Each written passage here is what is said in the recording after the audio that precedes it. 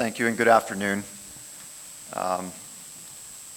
It's my sincere pleasure to present some of the lessons learned and some of the best practices that on implementing disaster management information systems that I've been involved in over the last 23 years. However, my challenge is keeping to 5 or 7 minutes. So I'll move very quickly through this. But obviously the challenge here in India specifically, like many places in the world, but especially India with your growth and the population growth, the economy, is that disasters are having a much larger impact here going forward.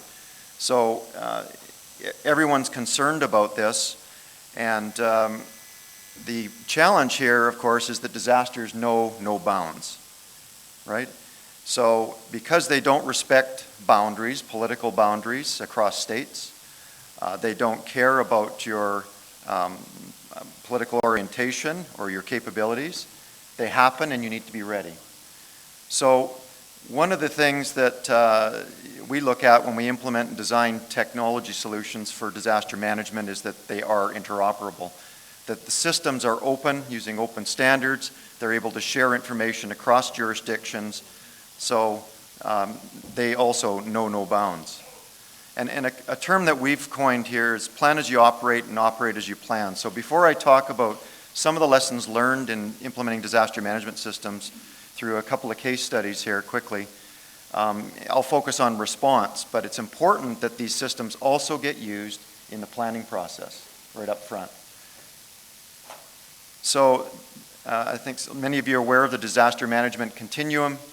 There's a lot of tools and capabilities that are used in response, such as hazard models, doing hazard risk vulnerability assessments, for example, using the technology for simulations and exercises. That same technology should also be used in response. So plan and train as you operate, operate and train as you plan.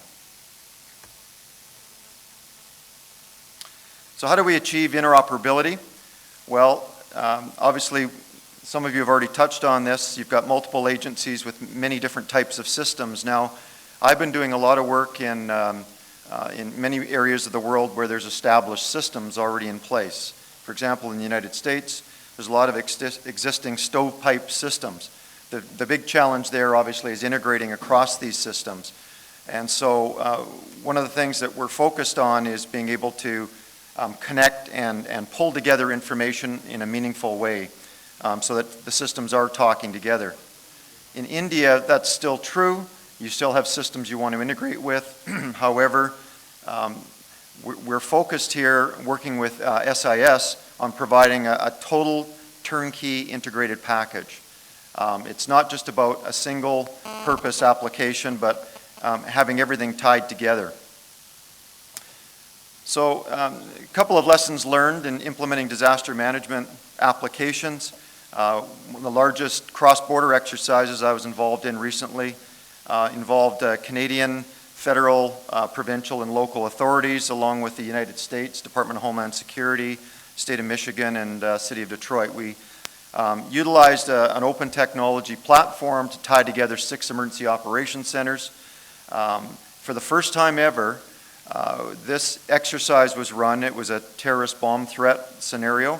For the first time ever, the US and Canada were sharing real-time information on the situation, and they were able to collaborate and more effectively respond. So it was a great success story, and this project is now expanding across several other borders.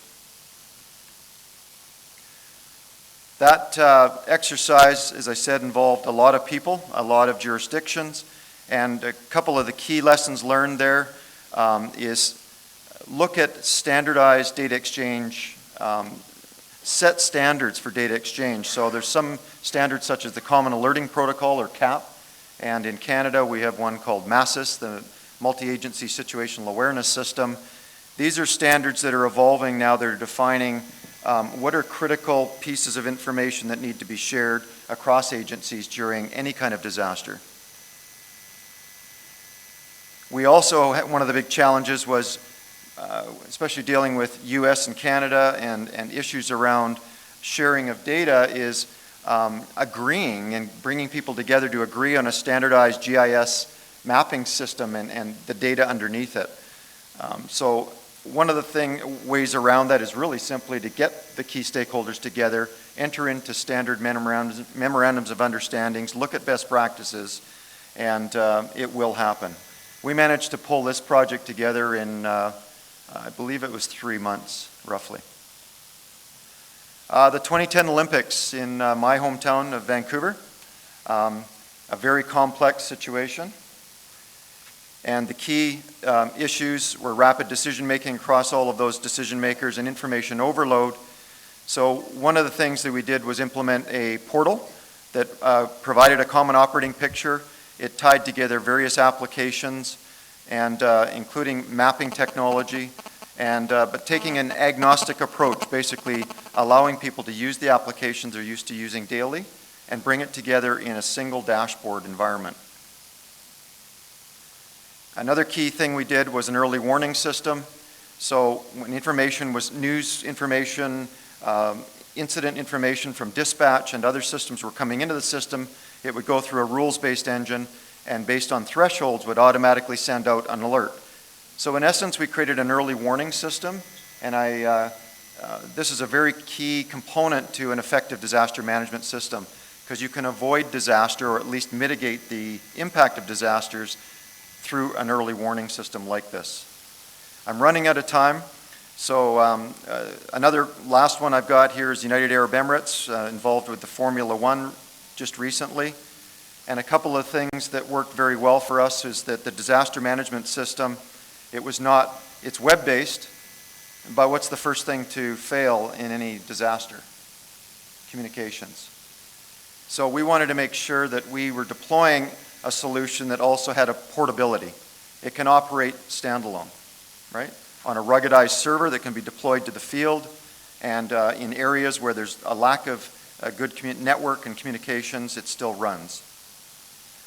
Obviously, controlled workflows were another key component to the success of that project. So, simple, open, portable, intelligent, spatial, and importantly, turnkey. We're working very closely, as I said, with SIS here in India now to provide a totally integrated solution to all levels of government and industry. And that's not just within India, but globally. It's what the market's looking for. So it's about bringing it all together. And that is something that I'm looking forward to working with several of you on implementing here in India. Thank you.